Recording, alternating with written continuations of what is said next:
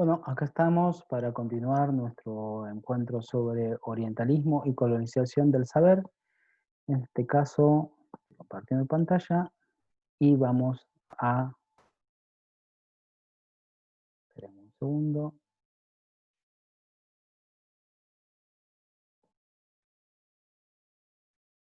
vamos a compartir justamente las ideas de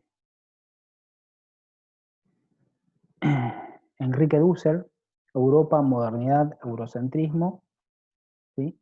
Eh, para comprender cómo se ha construido nuestra disciplina, nuestro interés, ¿sí? En una forma eurocéntrica y etnocéntrica, ¿sí? En primer lugar, ¿quién es Enrique Dussel? Enrique Dussel es un filósofo argentino, naturalizado como mexicano desde 1975, cuando se vio obligado al exilio y hoy da clases en la Universidad Nacional Autónoma de México, ¿sí? En la UNAM, y es uno de los más prestigiosos pensadores y filósofos del siglo XX, que ha contribuido en la construcción de una filosofía comprometida con su tiempo y sobre todo también con su continente. Ha sido un crítico muy importante a la modernidad, al concepto de la construcción, a la idea, sobre todo a las relaciones e implicancias que tiene justamente la modernidad, y apela a un nuevo movimiento denominado transmodernidad, que en esta clase vamos a hacer referencia brevemente. Volviendo a Enrique Dussel, en 1972 participa de un grupo que publica el libro en forma colectiva, que se llama Hacia una filosofía de la liberación latinoamericana, y este libro está vinculado a un movimiento muy importante en nuestra América, que es la teología de la liberación. Justamente por participar de este movimiento, va a sufrir un atentado bomba en su casa en 1973, la acusación de su pertenencia al marxismo, y comienza desde ese momento hasta el momento de su exilio, 2 años después, a sufrir diferentes amenazas de muerte por los grupos paramilitares de la época. Es expulsado, expurgado de la Universidad Nacional de Cuyo, y justamente eso es lo que lleva a su exilio. Hoy en día sus libros son publicados en diversos idiomas, no solo en todo el continente, sino que al contrario de lo que fue en ese momento, justamente en el 75, que fueron prohibidos y sus distintas publicaciones que él dirigía fueron clausuradas. En su exilio en México publicó diferentes estudios sobre filosofía, filosofía de la liberación, y es parte del motor de un nuevo movimiento de estudiosos, de un colectivo que a veces es más una suma de individualidades que un colectivo, ¿sí? Por el nivel de discusiones que tienen entre sí, que es el movimiento de pensamiento postcolonial de América Latina. Él lo que nos habla brevemente en este capítulo de un texto que es una serie de artículos recogidos por otro pensador también de este grupo de modernidad colonialidad, de pensamiento descolonial de América Latina, que es Lander, ¿sí? Junto con Mignolo, junto con muchos otros. En este texto, Dussel nos va a hablar específicamente de la historia y en la forma en que el concepto de Europa se vio desplazado históricamente en el sentido de la construcción, de autoconstrucción, eh, que fue Europa para la percepción de su propio lugar en el mundo, tuvo el lugar de la construcción de una historia que reflejara su visión del mundo, ¿sí?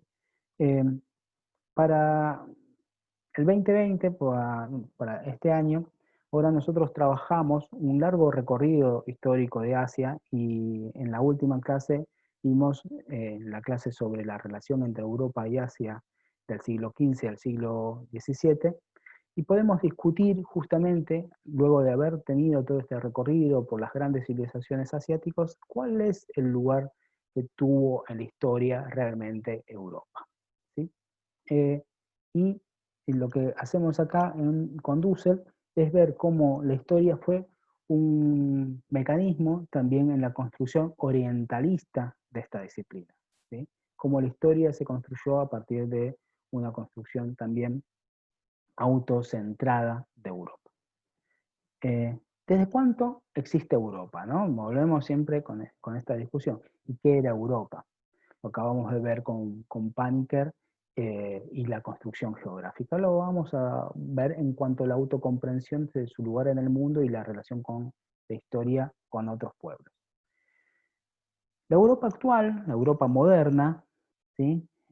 No hay que configurarla y confundirla con la Grecia originaria, la Grecia clásica, en lo que actualmente conocemos por Grecia. Europa para los griegos era lo bárbaro por excelencia, lo incivilizado, lo no político, lo no humano, ¿sí? Europa va a usurpar un nombre que no le es propio, dice Dussel, porque el Asia, para los griegos significa Asia era la que es hoy la otra orilla del Egeo, que es la actual Turquía, y la otra orilla del Mediterráneo, que es África, ¿sí? Egipto, eran culturas desarrolladas para los griegos, no era lo bárbaro. Lo bárbaro estaba al norte de lo que es actualmente Grecia, y lo que era en ese momento Grecia, Macedonia, etcétera, el mundo griego.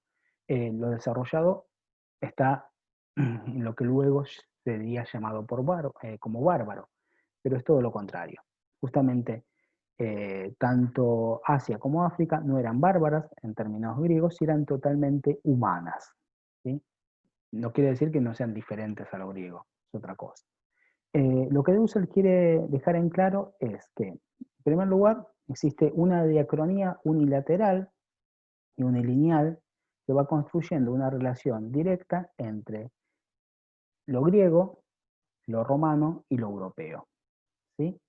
Acá lo vemos en este esquema que está presente en el texto.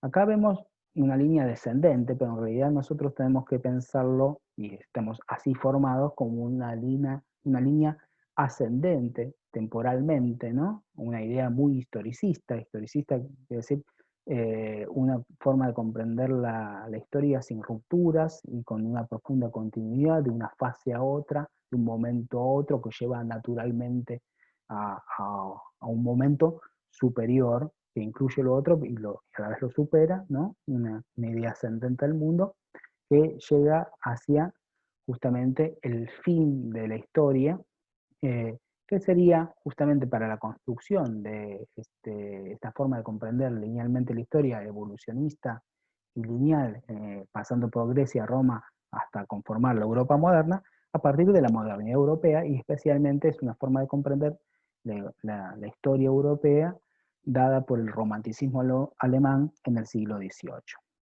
¿sí? Eh, donde justamente es un modelo que, bajo esta mirada romanticista alemán, aria va a tener mucho de racista también, por otro lado.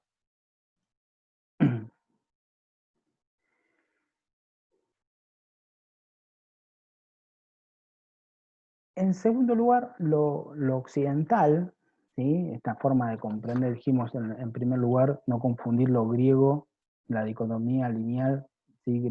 Grecia, Roma, Europa, y en segundo lugar, ¿sí? No confundir lo occidental, ¿sí? Que en su momento fue el Imperio Romano, que hablaba latín, cuya frontera oriental se situaba no en Asia, sino en lo que es actualmente Croacia, Serbia, en los Balcanes, en lo que es en el centro-este de Europa.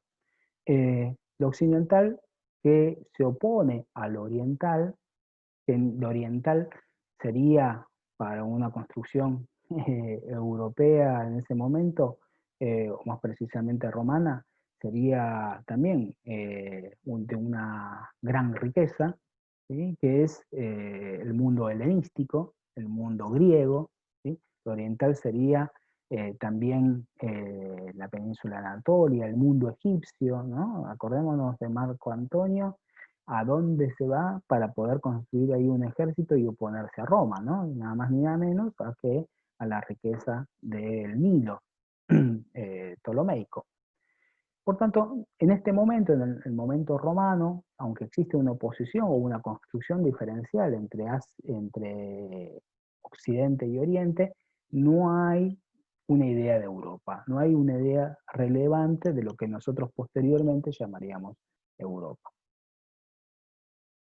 Tampoco lo hay en el mundo constantino, ¿no? Constantinopla, desde el siglo VII, el Imperio Romano Oriental Cristiano se va a enfrentar al mundo árabe musulmán de forma creciente, ¿sí? Hasta la conquista luego no árabe, sino otomana, turca, pero islámica de Constantinopla en 1453, ¿sí? Eh, lo importante acá es comprender que, aunque existe un enfrentamiento entre lo árabe y lo cristiano, compartían, ¿sí?, un mismo bagaje y riqueza cultural proveniente de lo que dijimos anteriormente, que era este mundo helenístico, ¿no?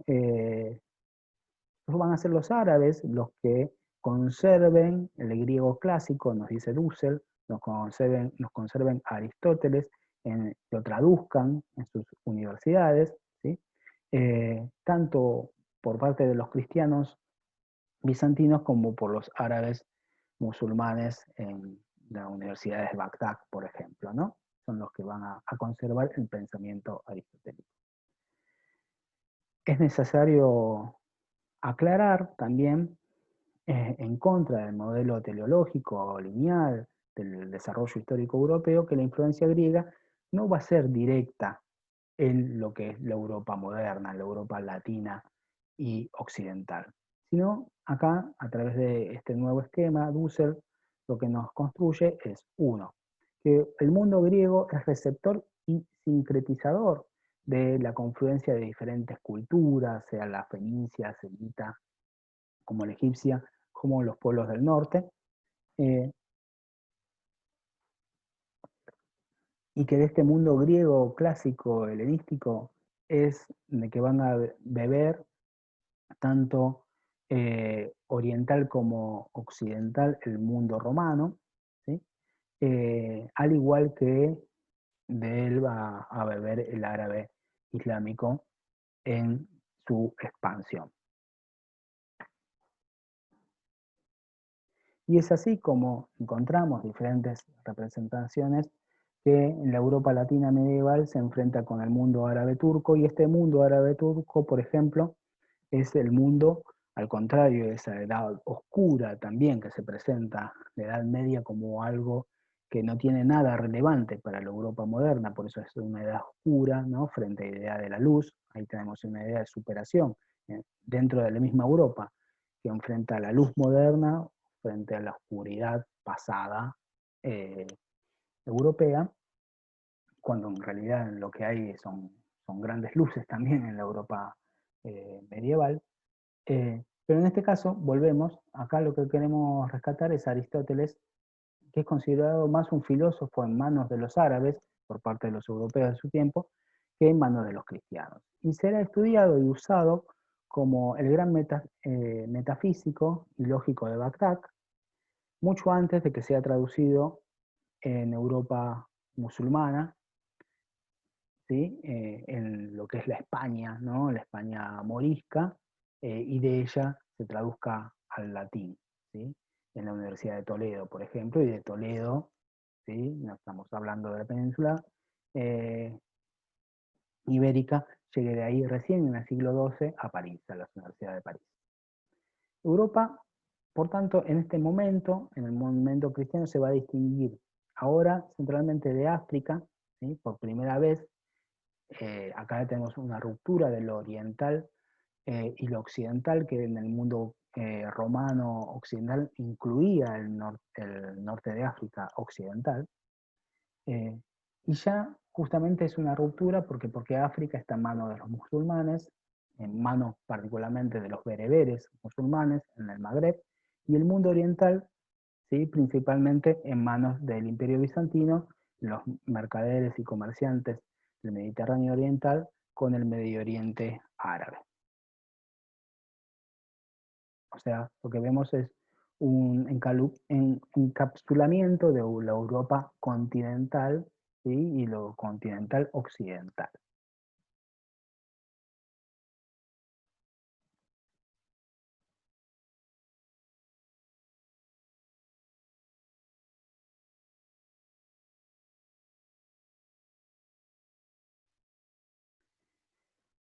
En quinto lugar, decimos el Renacimiento italiano, es especialmente después de la caída de Constantinopla en 1453, comienza una fusión novedosa del occidental latino, ¿sí? Volvemos acá a la anterior,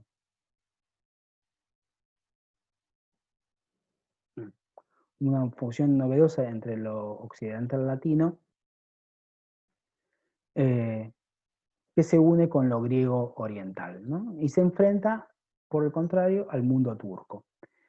El que, olvidando justamente el origen helenístico y bizantino del mundo musulmán, permite así construir la idea y ecuación falsa del occidental como herencia de lo griego, ¿no? El nacimiento de Occidente está en Grecia, a partir de esta construcción romántica recién en el siglo XVII. Y en Grecia, de Grecia a Roma, y de Roma a justamente Roma, la cuna del cristianismo, y de ahí nace la ideología eurocéntrica del romanticismo alineado, ¿sí? Que vemos en esta idea secuencial. Esta secuencia hoy es la tradicional, ¿no? Muchos de ustedes esto lo tienen prácticamente naturalizado, no solo porque son cursantes de historia, sino porque ya en nuestra carrera empezamos la carrera con la primera materia que es Antigua 1, 2, 3, o que sería Grecia-Roma, ¿no? Antigua, Egipto, Grecia-Roma, pasando por todo el oeste del Mediterráneo hasta llegar a Roma, y de ahí subimos como un espíritu que va desarrollándose en la geografía europea, de sur a norte, ¿no? Que, que pasa por Grecia, llega a Roma, de ahí asciende hacia Francia, Alemania, Inglaterra, ¿sí? Y se desarrolla progresivamente en la modernidad, ¿no? Esto no es para nada casual, esto ya lo tenemos asimilado muy tempranamente también cuando empezamos la secundaria, ¿sí? Esta idea secuencial de la antigüedad a la modernidad, ¿sí? Nadie piense acá es una invención ideológica cuando lo es, justamente porque este rapto de la cultura griega, haciéndola propiamente como el origen y el nacimiento de la cultura europea y por tanto occidental, es una construcción propiamente del siglo XVII. Y esta visión, decíamos, es doblemente falsa. Es una visión doblemente falsa porque en primer lugar no hay, justamente como vimos fácticamente en el desarrollo de la historia, todavía una historia universal, una historia mundial, sino como vimos hay, lo vimos esto en el desarrollo de la materia en el primer cuatrimestre, diferentes historias que se dan juxtapuestas de forma aislada, de forma coetánea en el tiempo, ¿sí? Entre la historia romana, la historia persa, la historia de los reinos hindúes, la historia de Siam, la historia de China, muchas veces relacionadas, pero a través de las rutas comerciales, ¿sí?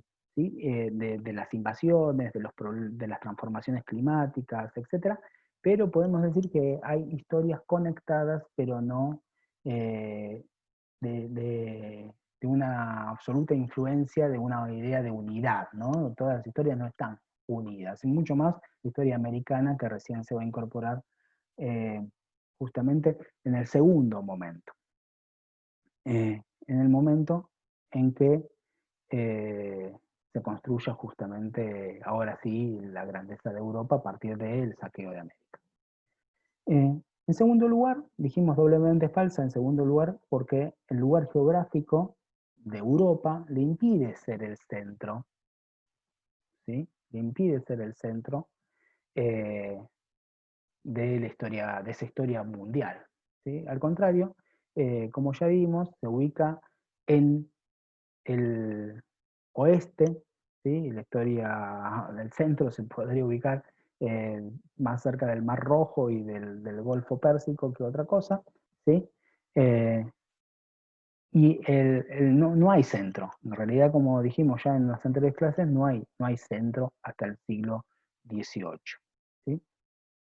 Por tanto, justamente lo que hay son diferentes historias y hay un límite a la vez geográfico del desarrollo de las grandes culturas que lo ubica a Europa de forma marginal de los grandes corredores civilizatorios de Eufrasia, de Europa, África y el mundo asiático, que tienen por centro el Índico, ¿sí? El desarrollo del Índico.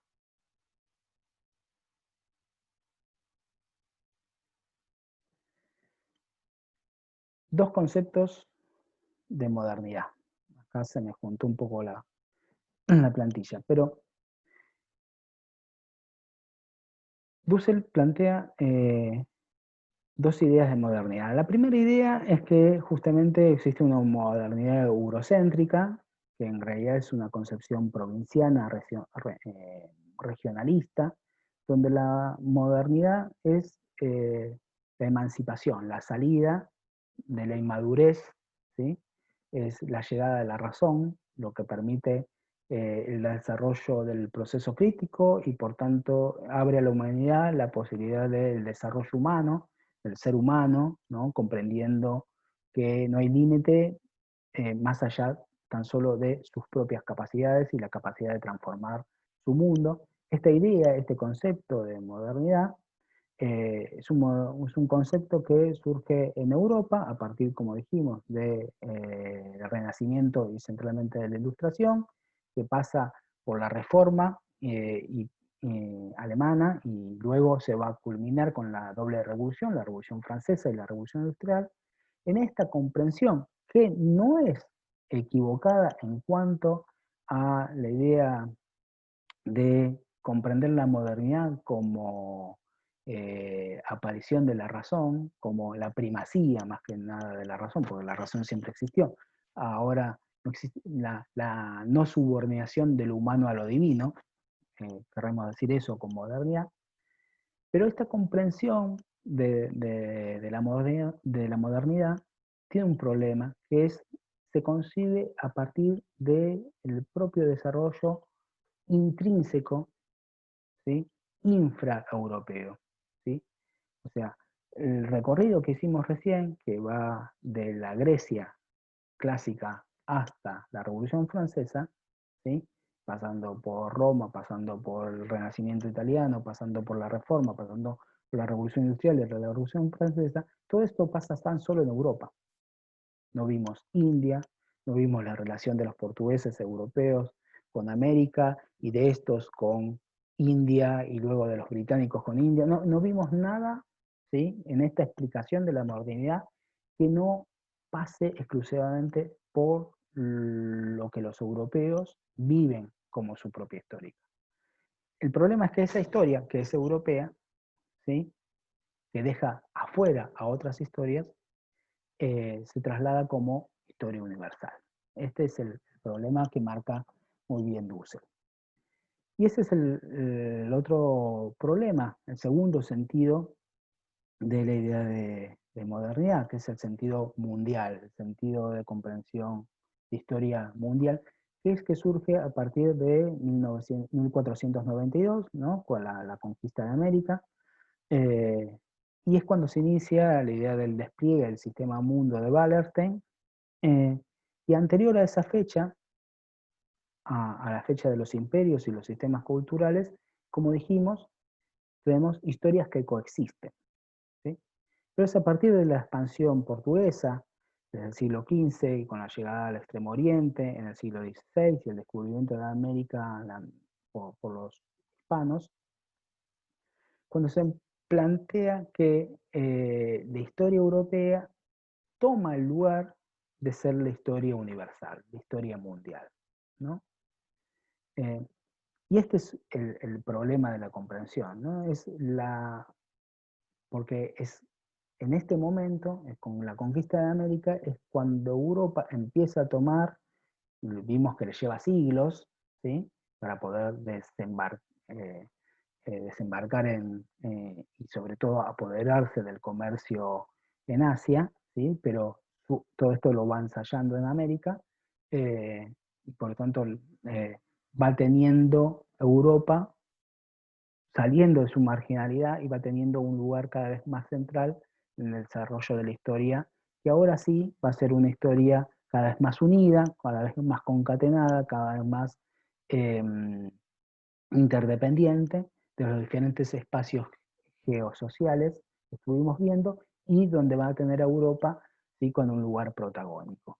Pero esto no quiere decir justamente que este lugar protagónico que va a tener Europa como mercantilismo eh, a la marcha por sobre el mundo, sea necesariamente un lugar, ¿sí?, que por capacidades intrínsecas o por necesidades propiamente europeas lo lleve adelante, sino es que hay que comprenderlo a partir de las relaciones que tiene con otros espacios sociales, especialmente con América, luego con África y por tanto con Asia, como ya vimos en otras clases, ¿no? Estos son los dos conceptos de modernidad y la cuestión central es justamente que puede existir una historia que se conciba como mundial y universal a partir de que la historia provinciana se transforma en historia mundial y universal para todos, es porque justamente Europa pasa a partir de la conquista europea y luego de la avanzada sobre el resto del mundo, a transformarse en centro desarrollada, y transformar de esta forma en historias periféricas a la propia, y a culturas, por tanto, periféricas y inferiores a la europea, a las otras historias y a los otros pueblos. De esta forma, en la segunda etapa de la modernidad, ¿sí?, vamos a ver cómo se va desarrollando esta construcción de Europa como centro de la historia mundial. En primer lugar va a ser América Latina colonizada, ¿sí?, que va a transformarse en la periferia directa y exclusiva de Europa. Luego va a ser América del Norte, por los franceses, los británicos. Lo va a seguir África con el esclavismo en las costas occidentales. Luego el sur de Asia, vimos las colonias de Goa, Macao, etc., ¿sí?, hasta llegar a la ocupación continental de la India. En el siglo XVIII, la emancipación de Estados Unidos y luego la emancipación de los países hispanoamericanos no significa que estos se hayan dejado de ser periferias, sino, como vamos a ver, pasan y continúan como periferias independientes en sentido político, pero dependientes en sentido económico de Europa. Aunque toda cultura, como dijimos en el anterior video, es etnocéntrica, y el etnocentrismo europeo moderno tiene la particularidad, y es lo que lo diferencia de la construcción de otras historias, es que pretende identificarse con lo universal, con lo mundial, ¿sí?, a partir del desarrollo del mercantilismo y luego con el capitalismo y con la construcción de periferias, ¿sí?, a su centro. Trata de comprenderse, ¿sí?, como el centro de la historia y el centro del desarrollo de la humanidad. La modernidad, por tanto, para Dussel, es exactamente el haber confundido la universalidad abstracta con la mundialidad concreta hegemonizada por Europa como centro. El yo conozco moderno fue antecedido más de un siglo por el yo conquisto, ¿sí? Es Descartes, precedido por Colón y más concreta por Pizarro, ¿no?, por la conquista hispano-lusitana del mundo, ¿no? Primero la voluntad de conquista, la voluntad de poder moderna sobre el indio americano y luego sobre los africanos, lo que permite a Descartes justamente la razón. La Ilustración viene precedida por la conquista y evangelización de América. Como dijimos en la anterior clase, Europa moderna, desde 1492, usará la conquista de América Latina, ya que Norteamérica, ¿sí?, entra en juego recién en el siglo XVII, como trampolín para sacar una ventaja comparativa y determinante sobre el resto de sus antiguas culturas antagónicas turco-musulmanas. Y de allí la ecuación del desarrollo diacrónico de la modernidad debería ser, y es lo que propone justamente Dussel. Renacimiento, conquista de América, reforma e ilustración, ¿no? Obviar la conquista de América en el desarrollo de Europa, ¿sí?, es la gran mentira eurocéntrica de Europa.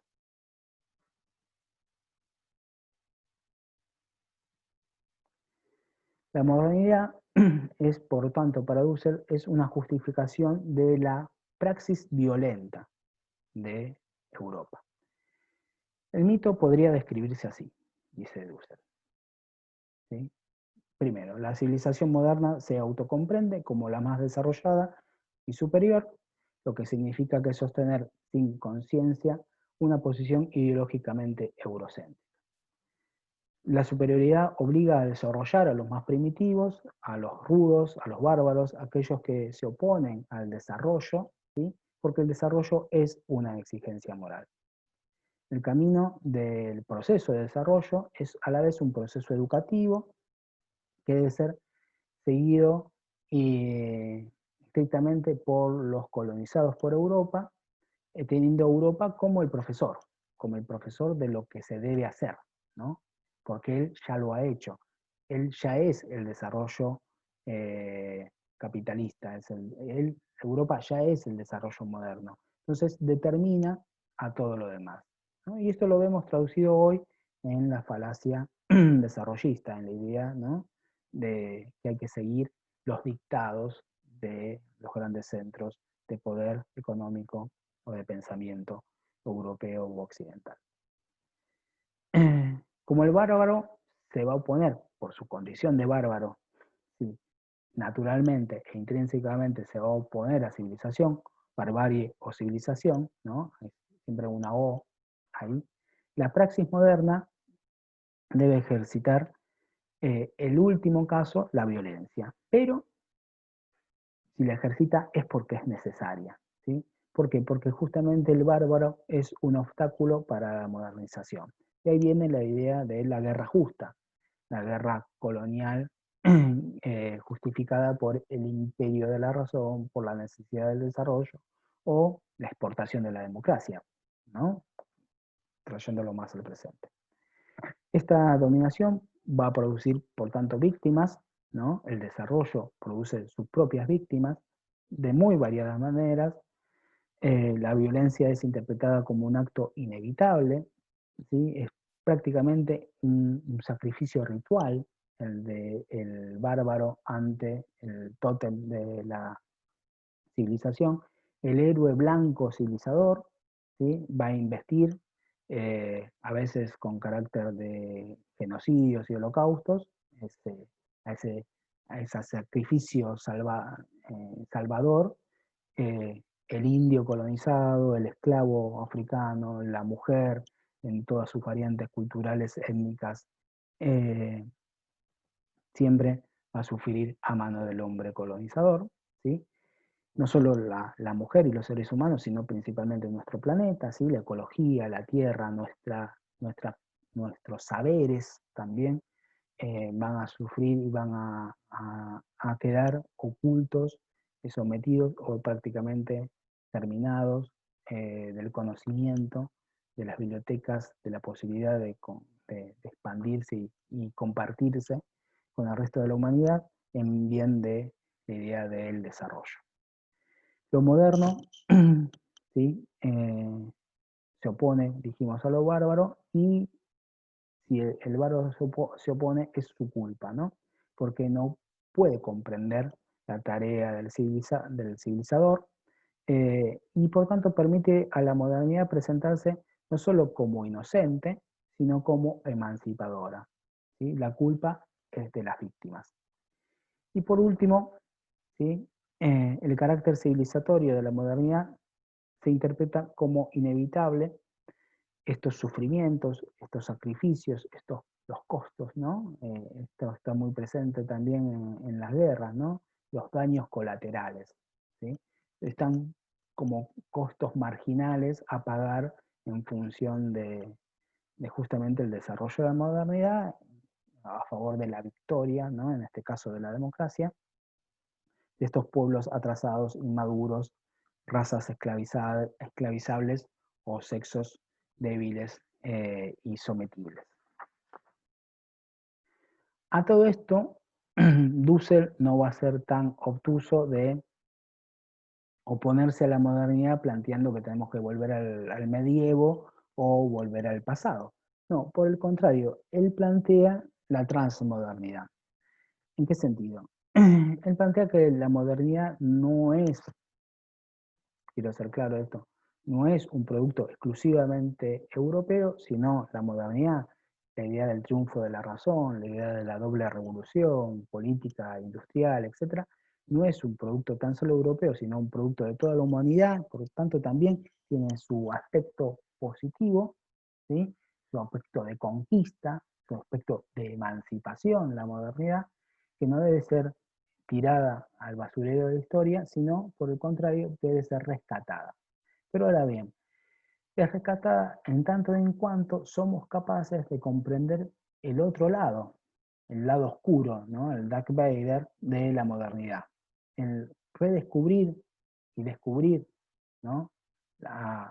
Develar, ¿no? Sacarle el velo a la historia, descubrir la víctima sacrificial de la modernidad, descubrir al indio, descubrir al esclavo, descubrir a la mujer, descubrir justamente al otro, a la alteridad, a lo negado por Europa, y en ese descubrimiento ver la otra cara, la cara oculta, también esencial de la modernidad, que es esta praxis violenta, eh, y de esta forma destruimos el mito civilizador, pero a la vez recuperamos la humanidad, ¿sí? Y recuperando esta humanidad, recuperamos este proyecto transmoderno, este proyecto de liberación, que implica la coexistencia esencial de la modernidad y por tanto de todos los seres que habitan el planeta, recuperando sus propias historias,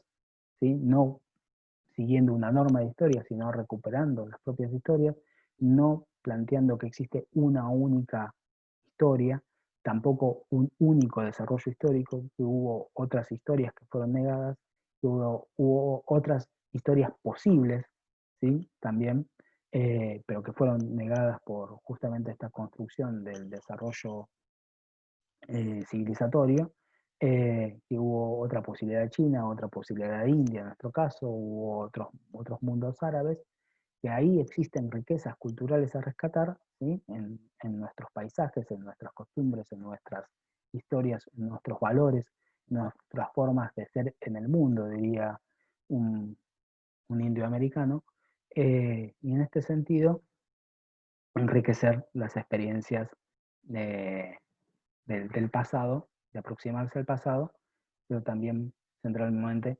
construir y superar las grandes falencias de la modernidad.